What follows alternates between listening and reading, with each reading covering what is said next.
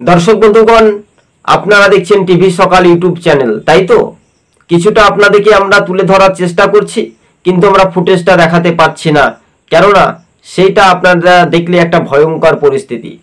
তৃণমূলের অঞ্চল সভাপতিকে কুপিয়ে কুপিয়ে মারধর শুরু করলো, একেবারে প্রকাশ্যে গোষ্ঠীকন্দল। তার পরিবার কিন্তু বলছে ভাঙড়ের ঘটনা, যেখানেই তৃণমূল সেখানেই দ্বন্দ্ব, যেখানেই বিরোধীরা দাপট থাকবে সেখানেই ভয় পাবে।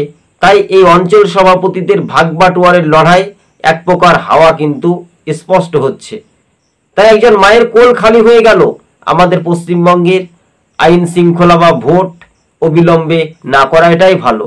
মায়ের কোল খালি হবে, তারপরে ভোটের সময় লুট হবে, তারপরে বহিরাগতদের তাণ্ডব ঘটবে, আর নির্বাচন কমিশন তখন বলবে যে না, এই পশ্চিমবঙ্গে শান্তিপূর্ণভাবে ভোট হয়। আপনারা কি বলবেন?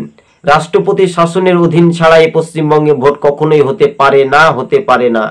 তাই আজ না হলে কাল এই সরকারের অহংকারে রাজনীতি পতন ঘটবে। যারা মা মাটির মানুষের সরকার বলে নিজেকে দাবি করেন, আজ একজন মায়ের সন্তান খালি হয়ে ছটপট ছটপট করে একেবারে কাতরে কাতরে কাঁদছেন। শওকত মোল্লার ঘনিষ্ঠ বলে তাদের পরিচয় মুখ, কিন্তু আরাবুল এবার কোন পথে হাঁটবেন বা শওকত মোল্লা কোন পথে হাঁটবেন? কিন্তু ভাঙড়ে রক্তক্ষরণের রাজনীতি আবার ঘটলো। অঞ্চল সভাপতিদের কি ভাগবাটোয়ার, কি লড়াই, কি ইঙ্গিতপূর্ণ! এই পশ্চিমবঙ্গে নির্বাচন যত এগিয়ে আসবে ততই মারপিট হবে, ততই গোষ্ঠীদ্বন্দ্ব হবে, ততই কলেজ প্রাঙ্গণে অশ্লীল মোহভঙ্গ হবে, ধর্ষণ হবে। এগুলো হচ্ছে, এগুলো কোনো রাজ্যে ঘটনাগুলো ঘটে না, আমাদের শুধু পশ্চিমবঙ্গে। কারো তো পৌষমাস, কারো তো সর্বনাশ।